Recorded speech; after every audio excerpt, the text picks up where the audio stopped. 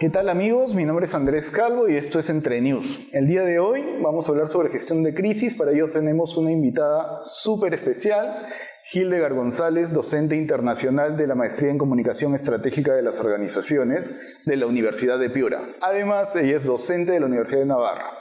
Bienvenida, Hildegard, ¿cómo estás? Muchísimas gracias por la invitación y un honor estar aquí compartiendo conversaciones contigo y con tus oyentes, tu audiencia. Gracias. Yo siempre creo que lo primero es definir qué es una crisis. Una crisis empresarial, una crisis organizativa, ¿vale? Vamos a centrarlo en el ámbito del mercado, ¿no? Porque una crisis también puede tener una crisis personal. Vamos a olvidarnos de esas crisis y nos centramos exclusivamente en las empresariales. Es una situación de cambio, es decir, una crisis es una tensión en la que la empresa o la organización pasa de estar en un lugar a estar en otro y es una dificultad. Con lo cual, esa situación de cambio genera un estrés en la propia empresa que hay que gestionarlo. Es decir, algo que de una manera cambia y pasa a ser de otra, y si lo gestionamos adecuadamente saldremos bien, y si no lo gestionamos adecuadamente probablemente cerremos la empresa, perdamos beneficios, tengamos una repercusión negativa a nivel de reputación, con lo cual es algo que hay que gestionar, ¿vale? Yo diría que es eso, es una crisis, es algo que las empresas les puede pasar porque las empresas están compuestas por personas y las personas nos podemos equivocar, con lo cual cualquier empresa tiene que tener presente que no es algo muy negativo, es algo que nos puede pasar y que tenemos que gestionarlo si nos sucede. Y además es como la vida misma, ¿no? La podemos controlar. Lo importante es identificarla en el momento, ¿no? Esto es. Más que en el momento, si me lo permites, diría que hay que identificarla antes. Una buena gestión de crisis inicia antes de que la propia crisis se haya iniciado.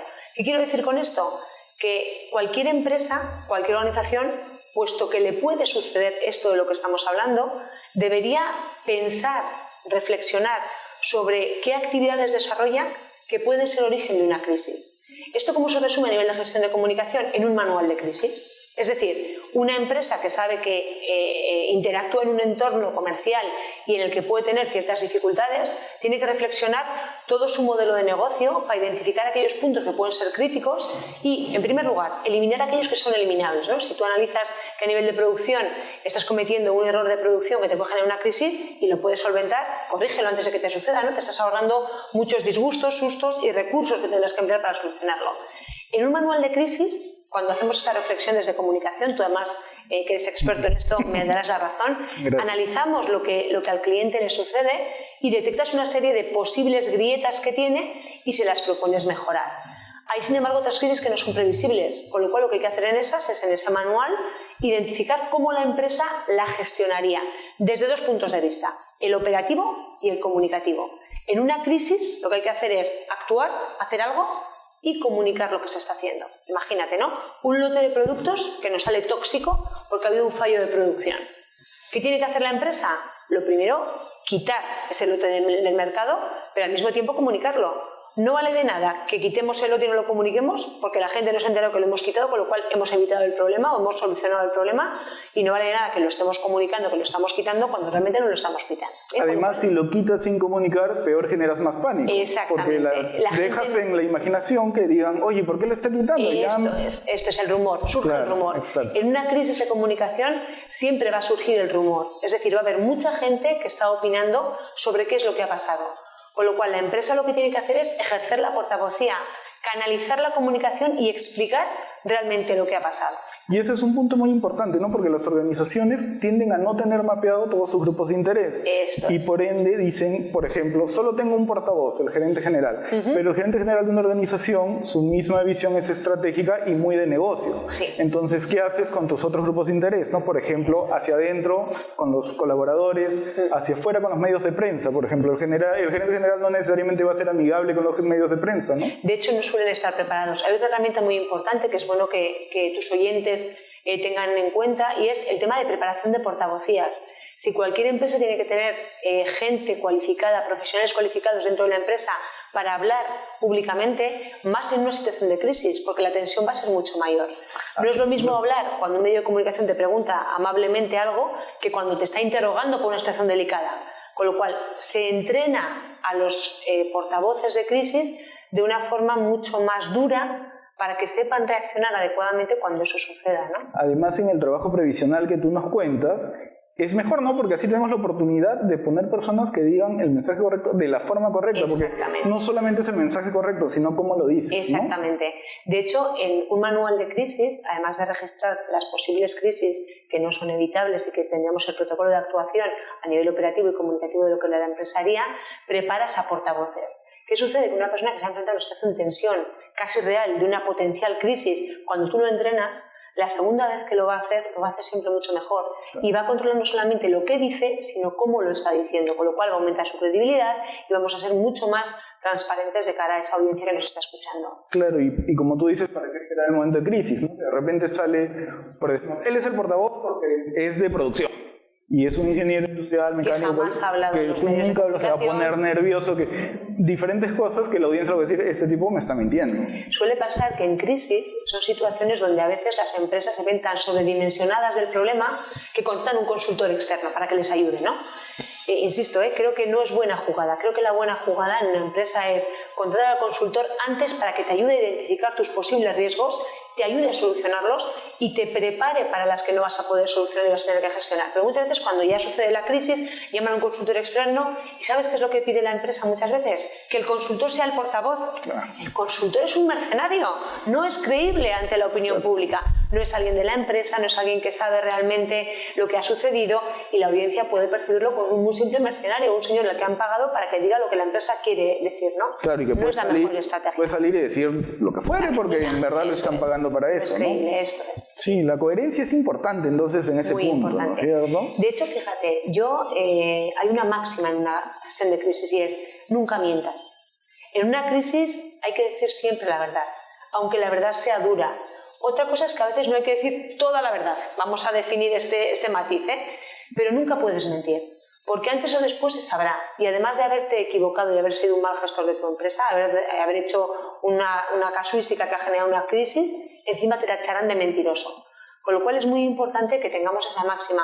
En una crisis no debemos mentir. Y si nos hemos equivocado, la gente puede entender que nos hemos equivocado si lo explicamos bien. Sobre todo si además de explicarlo bien, decimos qué medidas hemos tomado para que esto no vuelva a suceder.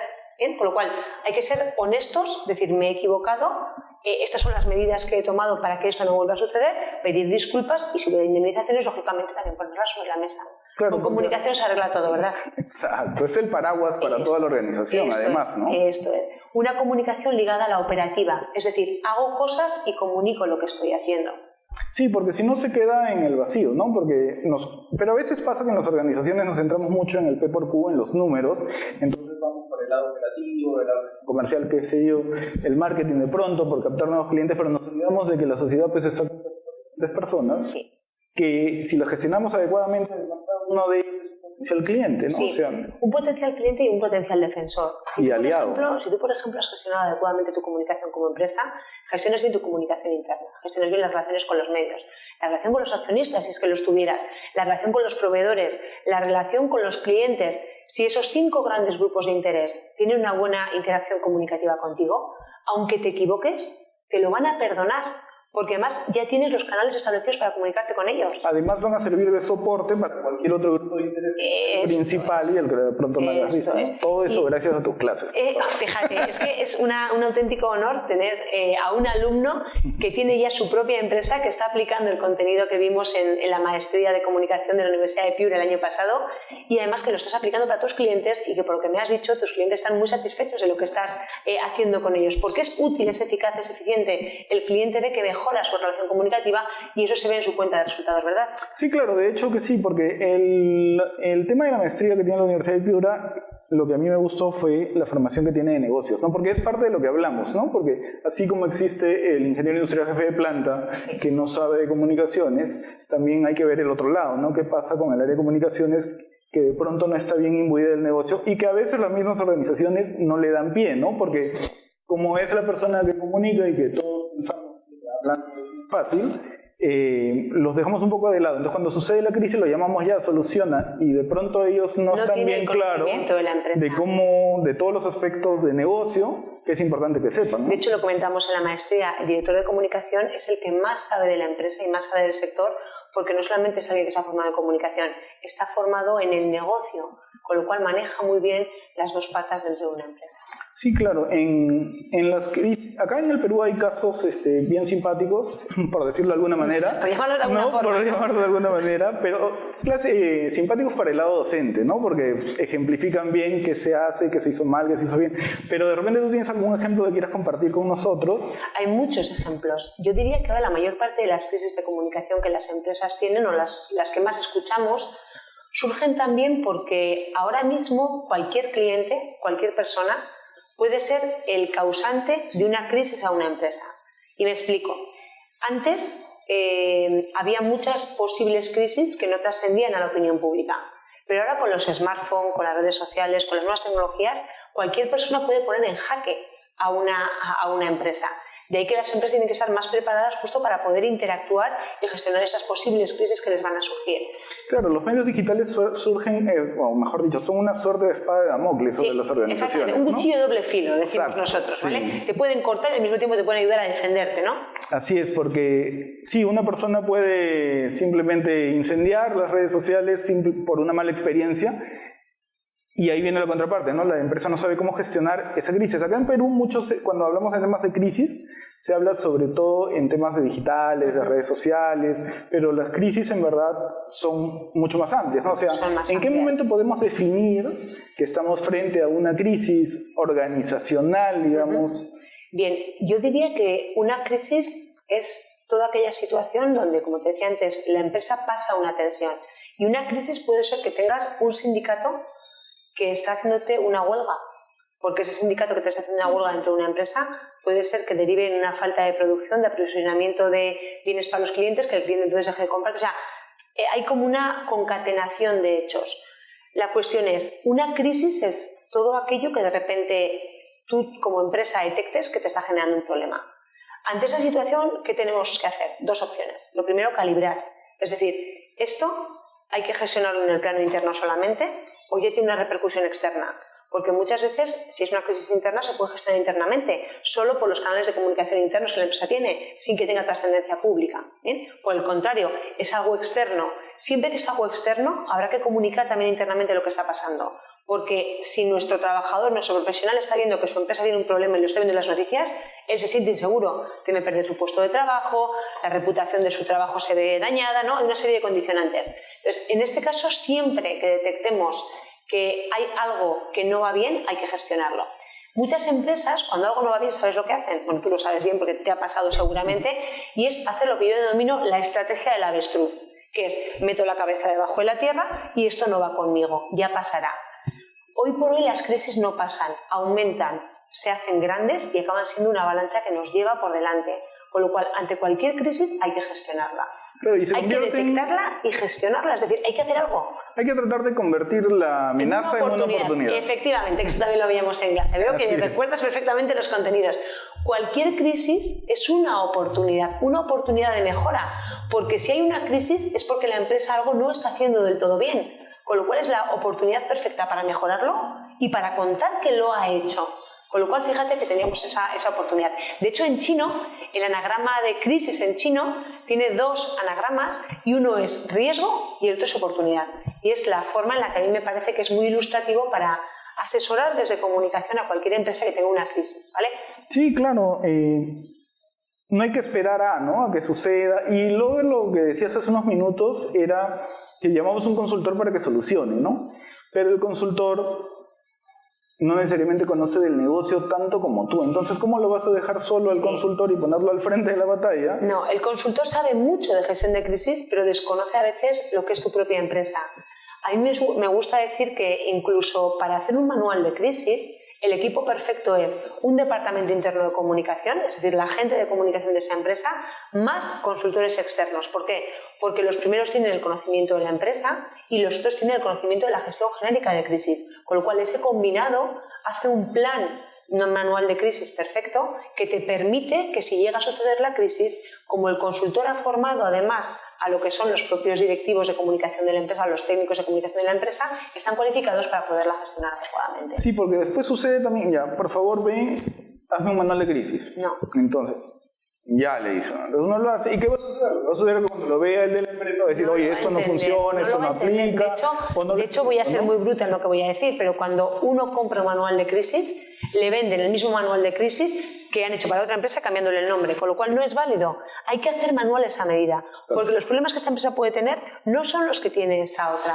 ¿Y quién mejor que ese equipo combinado que estamos diciendo, de parte de la empresa, si hay dirección de comunicación o departamento de comunicación, o si no, el propio gerente y los propios CEOs de la empresa, que a veces sucede que no hay un responsable de comunicación en la empresa, con un consultor externo, con una agencia externa, como la que, por ejemplo, tú tienes, que está más que cualificada para poder hacer este tipo de funciones aquí en el Perú. Claro, porque ahí lo que funciona es que tienes al que sabe del negocio, por dentro, al derecho y al revés, y tienes al consultor que no solo trae el background teórico, sino trae experiencia de otros sectores. Eso es. Con acciones que resultaron en otros sectores. Eso Entonces es. ese mix va a ser más potente que solo hacer mucho más potente. De hecho, la gran ventaja que tiene ese mix, además, es que de algún modo ya te prepara para cuando vaya a suceder la crisis. Ese equipo interno que está ayudando al consultor ya se está preparando. Sí que un consejo, las empresas cuando hacen este equipo de interno y un consultor tienen que ser honestas, tienen que ser sinceras. Yo digo que es como el médico, ¿vale? Cuando viene el consultor de crisis a ayudarte a hacer un manual de crisis, no le puedes mentir. Es decir, es cierto que te habrá pasado que te han hecho firmar documentos de confidencialidad porque están contando aspectos sensibles de ese negocio, ¿bien?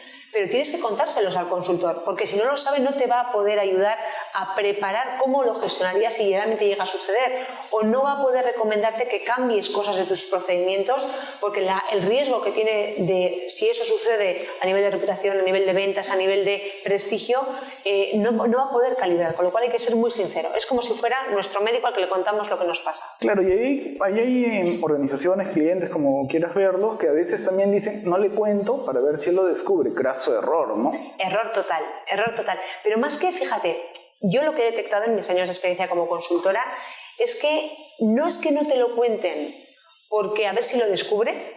A veces también es que me da vergüenza contarlo. Me da vergüenza contarlo, o yo no tengo un problema. No. Es más, hay veces que te dicen, ¿yo para qué quiero un manual de crisis? Si yo lo hago todo bien. Parece que por tener un manual de crisis haces cosas mal. No, al revés. Que las empresas que dan el paso y quieren tener un manual de crisis no es porque sepan que hacen cosas mal y quieren de algún modo taparlas, al revés. Quieren saber cómo están a nivel operacional y a nivel de comunicación para ver cómo pueden mejorar. Con lo cual yo no lo veo como una herramienta escudo, sino como una herramienta que te ayuda a hacer las cosas mejor, que te hace que tu empresa funcione mejor, se conozca mejor a sí misma, sepa los riesgos que tiene y sepa cómo gestionarlos, y sepa si algunos de esos riesgos es mejor cambiarlos, porque la repercusión negativa que va a tener si sucede te hace verlo. Me ha pasado como consultora, recomendar a una empresa, esto tienes que arreglarlo, porque si esto sucede y esto al final tiene repercusión pública, puedes acabar cerrando la empresa. Y tenemos casos de empresas que han cerrado porque no han hecho caso a los consultores cuando les han advertido ese tipo de cosas. Claro, como hace un momento que decías que el consultor, digamos, si lo pones al frente, queda ante la opinión pública como una suerte de un mercenario. No, o sea, como cuando vemos una película y vemos un abogado defensor del peor delincuente del mundo, ¿no? Exactamente. Entonces, y ahí se trastoca también porque es negativo para la misma empresa, ¿no? Porque la línea ética se desdibuja y dicen, como tienen un problema han contratado al mejor comunicador porque lo soluciones, seguro que todo está mal. Totalmente, esto es. Y antes era sencillo, es decir, cuando solamente había medios tradicionales, prensa, radio y televisión, incluso se llegó a hablar, ¿no?, que muchas gestiones de crisis se solucionaban poniendo dinero de publicidad en los medios y la crisis se desaparecía. Hoy por hoy con los nuevos medios no es posible. Si algo lo hacemos mal, Twitter, Facebook, YouTube estarán hablando de nosotros y eso no se puede callar. Claro, porque con eso la parte teórica de los medios propios y ganados y los publicitados, entonces el medio ganado es muy difícil de controlar. Es imposible de controlar. Es posible gestionarlo. Y ahí volvemos al principio. Si yo tengo una buena relación comunicativa habitual con todos mis grupos de interés, incluyendo los medios online para gestionarme con ellos, si tengo una crisis, esos propios grupos de interés me van a defender o van a entender mejor que me haya podido equivocar si gestiono bien después el hecho de pedir disculpas, explicar qué es lo que he cambiado y garantizar que no volverá a suceder más. ¿Y tú crees que hay una diferencia entre la idiosincrasia europea o en España y aquí, si has tenido la oportunidad de ver acciones aquí en Perú o en Latinoamérica en general? Porque acá creo que vamos un poquito más atrás con esto, ¿no? Un poquito más atrás, sí, esa sensación tengo. Para decirlo gentilmente. Sí, para decirlo muy sutilmente, por favor, sin que suene pretencioso por mi parte, ni mucho menos, ¿vale? No, dale. Hay mucho por hacer aquí. Quiero decir, en Europa las empresas ya han tomado conciencia de la importancia de esto. Es decir, a veces yo tengo la percepción de que aquí todavía estamos en la fase de si hay una crisis, tapemos la porquería. No. En Europa ya hemos descubierto que si hay porquería es mejor sacarla cuanto antes porque va a terminar oliendo. ¿Bien? Con lo cual, en Europa estamos más por la prevención de esa crisis, por tener esos manuales, por adelantarnos a lo que puede suceder e intentar hacer las cosas bien, que propiamente por tapar lo que está mal. Con lo cual, yo animaría desde aquí a todas las empresas peruanas a que tengan el valor de contratar a un consultor, a una agencia que les ayude a hacer ese proceso reflexivo de qué aspectos son mejorables en su empresa, que puedan ser potenciales riesgos de generación de crisis, que les pongan solución a las que son posibles y que estén cualificadas y preparadas para esas crisis que pueden ser un poco más imprevisibles e insospechadas y incatalogadas al principio. Además, la tecnología, como dices, ya no deja tiempo para respirar, pues, ¿no? Porque, por ejemplo, tenemos el caso de Odebrecht, que ahora tienen una serie en Netflix. ¿Cuántos meses han pasado? Ni un año, ¿no? Y ya tiene una serie, una miniserie en Netflix para ilustrar el caso, ¿no? Y así como eso hay miles de ejemplos, sí. ¿no? O sea, y para cada, yo creería que para cada tema, ¿no? Veo series que se alinean con el uso de redes sociales, otra con el nuevo consumidor, o sea, diferentes puntos, y todas surgen muy rápido, ¿no? Todo surge muy rápido. En la comunicación la verdad es que todo va cambiando muy rápido, y hoy por hoy las empresas, al final, ¿qué es lo que les está sucediendo? Que los ritmos de comunicación son tan rápidos y tan cambiantes que o tenemos en la dirección de comunicación o unos consultores buenos que nos acompañen en ese proceso, o estamos quedándonos obsoletos continuamente. Hay empresas que están empezando a fracasar por no ser conscientes del uso de la tecnología. Una marca como Kodak, tan potente a nivel de industria fotográfica, se ha quedado desbancada por no descubrir que la fotografía digital iba a ser el futuro, ¿no? O por dejarlo pasar, ¿no? Porque salieron y en marketing siempre dicen es mejor ser el primero que ser el mejor. Siempre. Pero siendo el mejor, como Kodak, pudo sobrevivir, pero no decidió no hacer caso, hacer como el avestruz y perder el tren, ¿no? Hay que estar continuamente ávidos a todo lo que está cambiando, porque lo que cambia nos puede ayudar a ser mejores como empresas, a ser más competitivos, y desde ahí tenemos que trabajar. Y la comunicación, además de para interactuar con todos los grupos de interés, creo que tiene que ser un poco ese pepito grillo, ese motor de innovación, de cambio, de ética, porque ahora mismo antes las empresas podían no ser éticas, y igual hasta ni se sabía, ahora se va a saber. Quiero decir, la transparencia, la honestidad, el hacer las cosas bien y además contar que las estamos haciendo bien, ya es una obligación, ya no es algo aleatorio que podamos decidir si hacemos o no. Nos lo está exigiendo la sociedad, y las empresas que no trabajan en esta línea van a tener más crisis que aquellas que sí que lo están gestionando adecuadamente. Bueno, Hildegard, ha sido un placer tenerte aquí. De hecho, nos quedamos con lo último, que ante una crisis lo mejor es la previsión, ¿sí?, para evitarlas y para capitalizarlas, además. Efectivamente, para liberarlas y ser capaces de hacer de esa situación de riesgo que tenemos una oportunidad de mejora, que será más mejora si antes de surgir la crisis ya lo habíamos analizado y ya gestionábamos adecuadamente la relación con todos nuestros grupos de interés. Ha sido un placer tenerte aquí. Me gustaría placer que te el mío despides. tener a una alumna así y decirte además que eso, que para mí es un auténtico honor ver que alumnos en los que he tenido la oportunidad de compartir conocimiento en la maestría de comunicación de la Universidad de Piura, pues luego lo ejecutáis, lo lleváis al terreno práctico y vuestros clientes pues están mejorando sus procesos de comunicación y sus balances de negocio gracias a la buena función comunicativa que estáis desarrollando aquí en el Perú.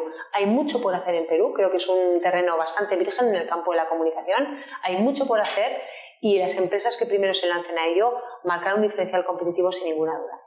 Listo, muchas gracias. Gracias a todos por vernos.